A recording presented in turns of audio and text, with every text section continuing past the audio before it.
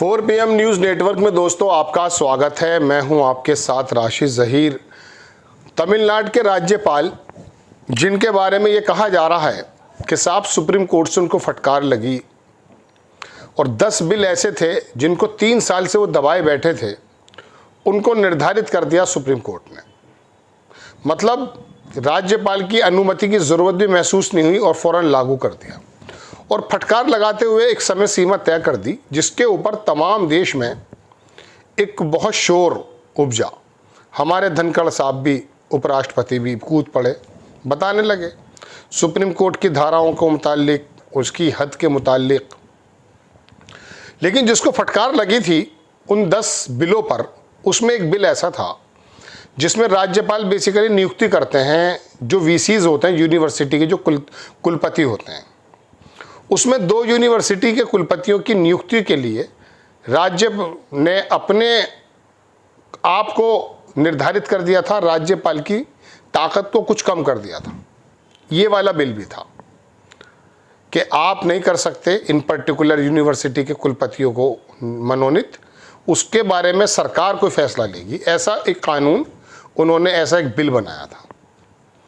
लेकिन supreme court की फटकार, सुप्रीम कोर्ट की सलाह या उसका कोई मार्गदर्शन ठेंगे पे रखते हुए नजर आए राज्यपाल तमिलनाडु के।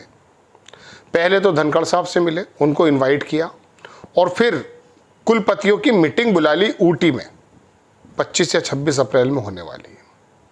मतलब कोई फर्क ही नहीं पड़ रहा है। जिस बिल को सुप्रीम कोर्ट ने अपने ऑर्डर से पास कर दिया है, राज्यपाल को थोड़ा सी ये नसीहत करते हुए कि आप 1 महीने के अंदर अंदर बता दें या फिर राष्ट्रपति की तरफ मूव कर दें, और राष्ट्रपति को भी ये सलाह दी कि आप भी 3 महीने के अंदर निस्तारण कर दें।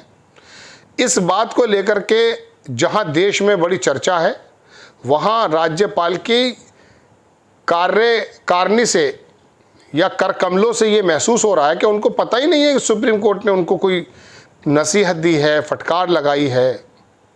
ये जो बड़े बड़े इंस्टीट्यूशंस हैं ना, अगर इस प्रकार से लिंक ना होकर के अलग अलग काम करने लगेंगे तो आप ये समझिए कि ये ऐसा हो जाएगा कि जैसे एक बस चल रही है, उसमें सवारियां भी हैं और ड्राइविंग सीट कुछ और, कोई और बैठ जाए, कंडक्टर कोई और बन जाए, हेल्पर कोई और बन जाए, मतलब किसी की कोई जिम्मेदारी तय ना हो। एक आम आदमी ड्राइविंग सीट पर बैठ जाए, ड्राइवर हेल्पर ही करने लगे, तो वो बस अपनी मंजिल को नहीं, एक्सीडेंट को पहुंचती है। आपको दोस्तों मैं पूरी खबर बताता हूँ, बड़ी थोड़ी टिपिकल खबर है, लेकिन ये आपके और मेरे संविधान के जो, मैं कह सकता हूँ कि उसका जो पूरा ताना बाना है, उसको जो छिन-भिन किया है, उसकी ये बानगी है। इंडिया टुडे ने इसको लिखा कि कांग्रेस सीपीएम ने तमिलनाडु के राज्यपाल RN रवि के कुलपतियों के सम्मेलन का विरोध किया है। अब क्या है इसके अंदर, वो मैं आपको पूरी बात बता देता हूँ।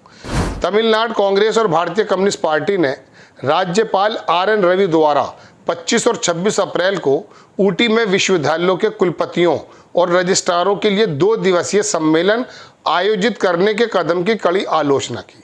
मुझे भी लगा कि इसमें क्या, तो इनका अधिकार है, जब नियुक्ति राज्यपाल करते हैं तो क्या मतलब पड़ा है कि इसका जो है आलोचना की है। लेकिन आगे पढ़कर समझ में आया। राज्य कांग्रेस प्रमुख के सेल्वा पेरुंथगई ने आरोप लगाया कि राज्यपाल का कार्य संविधान के विरुद्ध है। हाल ही में सर्वोच्च न्यायालय का निर्णय असंवैधानिक है, जिसमें कहा गया है कि राज्यपाल द्वारा विधेयकों पर अनिश्चित काल तक मंजूरी न देना। सेल्वा पेरुंथगई ने सोशल मीडिया पर लिखा कि राज्यपाल को सुप्रीम कोर्ट के फैसले के बाद इस्तीफा दे देना चाहिए था। उस फैसले का सम्मान किए बिना कुलपतियों का सम्मेलन आयोजित करना संविधान का अपमान करने के बराबर है। आगे लिखता है अखबार कि इस तरह की भावनाओं को प्रतिनिधित्व करते हुए सीपीआई के जो राज्य सचिव हैं शनमुगम ने सम्मेलन का बहिष्कार का आह्वान किया।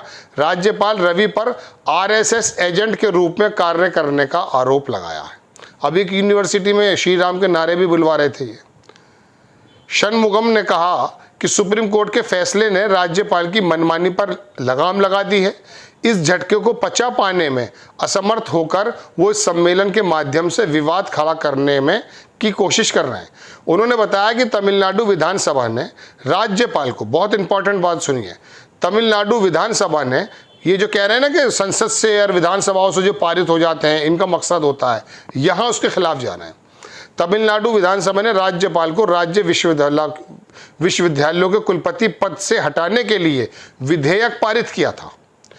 दोबारा समझ लीजिए, विधानसभा ने राज्यपाल को राज्य की जो यूनिवर्सिटी हैं उनके वीसी को पद से हटाने के लिए विधेयक पारित किया था, जिसमें सुप्रीम कोर्ट ने मंजूरी दे दी थी। षणमुगम ने कहा कि इन घटनाक्रमों के बावजूद अब सम्मेलन बुलाना असंवैधानिक है। उन्होंने राज्य सरकार से कुलपतियों के सम्मेलन में शामिल न होने की सलाह देने का आग्रह किया। शीर्ष अदालत ने 18 अप्रैल को कहा था कि राज्यपाल को 3 महीने के भीतर निर्णय लेना होगा, या तो विधेयक को मंजूरी दे दी जाए या उसे सदन को लौटाया जाए या राष्ट्रपति को भेजा जाए। यह है वो मेन चीज़ जिसके बारे में मैं आपको बताने आया हूँ, ध्यान से सुनिए। इसमें लिखा यह है दोस्तों कि सर्वोच्च न्यायालय ने कहा कि तमिलनाडु विधानसभा द्वारा पारित 10 विधेयक जो राज्यपाल की मंजूरी के लिए आवंटित थे को मंजूरी दे दी गई मानी जाएगी। पारित विधेयकों में मद्रास विश्वविद्यालय संशोधन विधेयक और तमिलनाडु के कृषि विश्वविद्यालय संशोधन विधेयक शामिल थे। क्या संशोधन था? जिसमें राज्यपाल को कुलाधिपति के पद से हटाने और इसके स्थान पर राज्य को कुलपति नियुक्त करने का अधिकार देने का प्रस्ताव था, जिससे शिक्षण प्रशासन में राज्यपाल का अधिकार कम हो गया था। ये राज्यपाल यानी कि जो तमिल की जो विधानसभा है उसने ये बिल पारित किया था 2 विश्वविद्यालयों को लेकर के।